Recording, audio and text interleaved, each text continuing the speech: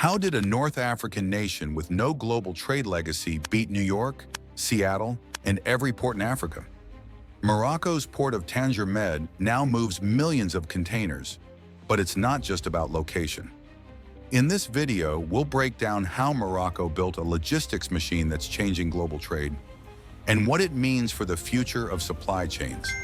Let me first give you a look at the powerful system Morocco built behind the port.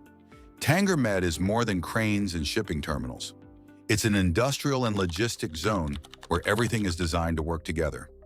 You'll find deep water berths, 24/7 container handling, on-site customs, and manufacturing plants built just minutes from the docks.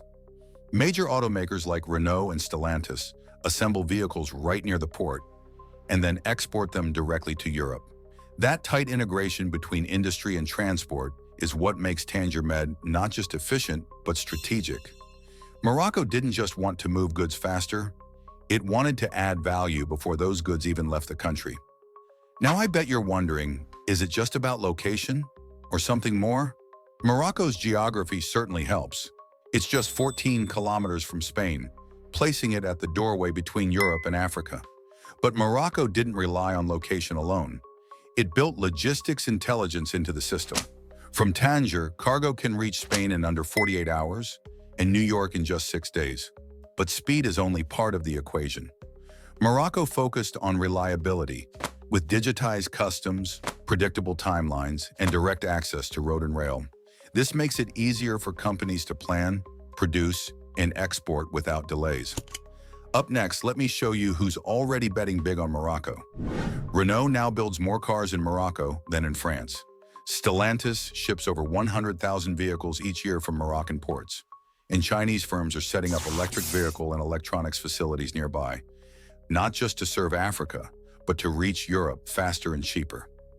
Billions in investment are flowing in from the Gulf, Europe, and Asia, not just for the port itself, but for the entire industrial ecosystem surrounding it.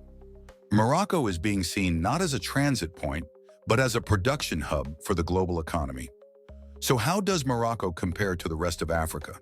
Let's be honest, most African ports are still struggling. In Lagos, ships wait days to dock. Mombasa battles chronic congestion. Even Durban, the continent's most developed port, is often overwhelmed. Morocco stands out because it built early, built smart, and kept building.